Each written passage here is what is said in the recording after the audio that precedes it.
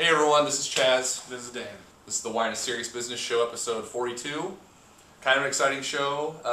Actually, we've been talking about doing this show for a long time. Yeah. We drink a lot of Oregon Pinot, but tend to stay away from the sort of mass-produced stuff that gets like large distribution, right? Yeah, large production. Yeah. You know, the upside of large production is that it's sent out, all over the country, so no matter where you're watching this, you can probably find one of these bottles.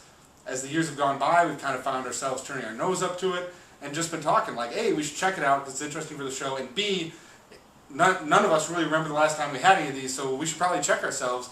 Maybe it's an unreasonable bias at this point, and we'll think some of these provide some great values. Yeah. So, 06 was the last time I had all of these. I haven't had 07 for any of them. So yeah, and these are all 08. These are all 2008. So we're gonna start with the Erath 2008 Oregon Pinot Noir. You know, large production. I can't remember exactly how many cases it was. I looked it up in a book, but I forgot already.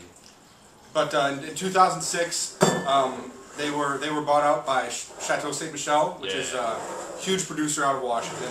That was really big news at the time. A lot of people were shocked by that, etc. Right. So since then the volume's gone way up. I want to say it was in the 90,000 case range or something. This is produced. It's big. So and distributed all over the place too. I've seen it a lot of places. Everywhere. Yeah. So the main goal I think of this show is to see if these are varietally good Oregon Pinot Noirs for you guys to check out, right? Yeah. Because and we're also curious because like Dan said, we haven't had these in a long time. And this one you said was $15, right? Yeah. So we're gonna go right up the line. So $15 for the Erath, 17 for the A to Z, and 20 for the Duck Pond. And so more or less sub 20. So if these are nice, this could be enjoyable drinking or party wine. Absolutely. Let's get into it. Bright strawberries. Yeah, but it's actually got a surprising little bit of that like funky Oregon smell to it. Yeah, a little bit of like wood on the forest floor. Oregon terroir.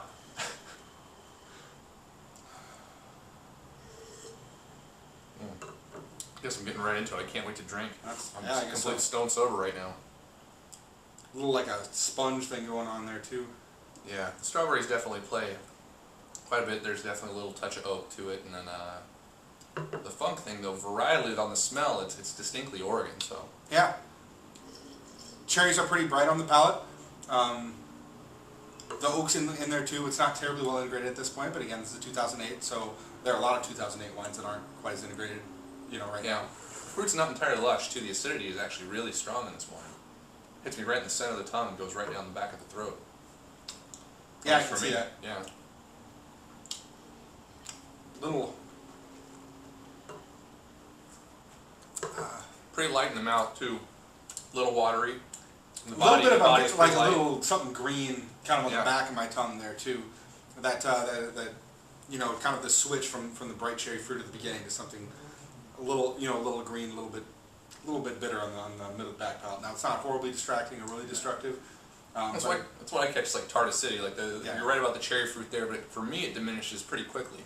The acidity comes in rather strongly, but once that's all said and done, there is some light flavor left in the mouth. But for me, the body is kind of lacking. That's really kind of the sad thing about this wine. Varietally though, not bad. It's not bad. So 83 points, I'd say. 82 points for me. I'm getting like some cherry skim thing as I have a couple more sips too, like texture-wise. There are some interesting things going on. Really, the strength of this is, at $15, it's really approachable to a lot of people. If you've never had Oregon Pinot before, I think this would be a good way to get some hints of what can be provided here, and kind of get some ideas of what you could run into. I don't think it does really an exceptional job of any of it. So personally, I won't find myself getting another bottle, but it may be worth checking out if you're curious. Took the words right out of my mouth and said them better. So good job. I agree 100%. Thanks, Chaz. Yeah. Thanks. Wine number 2, we've got the A to Z Oregon Pinot Noir, also 2008. Get a little rinse here. So this is another one where it's a group of people that own one label. Started out as kind of a negociant thing, and now they purchase wine, but at the same time they do a lot of their own working of they purchase their own grape, or they have their own vineyard. Do they have their own vineyards? I can't remember.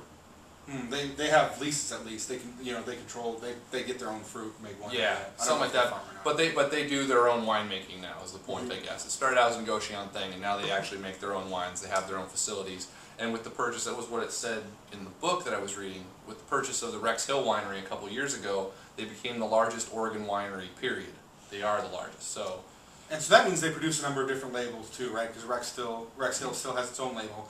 But A to Z is another one that I've seen across the country. I see all over the place. So you know. Give me some wine, bitch. You want more than that? Oh man. Come on. Oh, yeah, more than that. My parents watch this, dude. Just cut just the B word. Yeah. No, you can't cut that. Yeah, I know. Just All right. watch you being a jackass to your friend in front of everybody, in front of the internet. Said it in a loving way. So if you said you saw green notes on that last one, I definitely see some green notes on this one. But it's also the fruit is a bit darker instead of being as bright as the Erath. It is. The green's not jumping out on me on the nose. You're getting a lot of green on the nose. Yeah, some like wet lumber or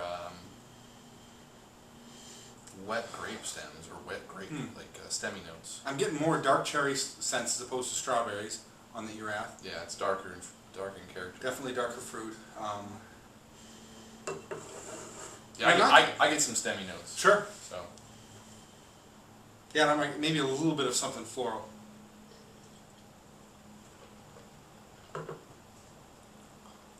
Definitely darker on the palate too. I'd say dark cherry fruits again. Mm-hmm. The acidity to me is stronger, although it doesn't set quite as hard in the center. Mm-hmm.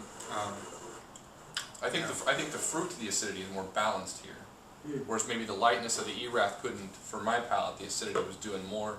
I think the dark fruit plays better here with the acidity and the lighter tannins. So. Yeah, the tannins are definitely on the lighter side on this one too. Right. Pretty easy sipping. I think we're kind of seeing a difference in perception here. What he perceived as stronger acidity here, I was talking about in terms of the greenness that was overwhelming to me. I'm guessing it's the same sensation, and we're just describing it differently. Either way, you know, this one's a little more balanced. It is, absolutely. That said, this doesn't come across with like those funky notes that you typically get in Oregon Pinot. This does not jump out at me 100% being Oregon Pinot. No, it's pretty easy drinking. Although, yeah, I can't think of anything that distinguishes it as unique as Oregon, or quite frankly, as unique in regard to Pinot Noir in general. Good point. This is just wine. Right. and at some point, it's just wine. For it to be drinkable, right? For it to not have anything going on that makes you angry, right? You can drink this enjoyably. You can pair it with a lot of different things. You can sit down and have a glass with some friends, no problem. No excitement or nothing interesting for me. No. I'm going to step it up a little bit over that. This will take it up to 83 plus for me. But so I'm feeling a little less about this. Okay. I do agree that it's more balanced, but there's not as much enjoyment, I would say, in the wine for me. I do like the brighter flavors and like some of the funky notes that were going on in the Erath. You do like the funk, yeah. I actually really enjoyed smelling the Erath. That was probably really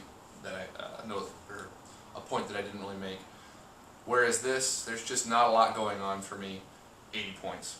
Sure. So, but I agree it's more balanced than the Erath at this point.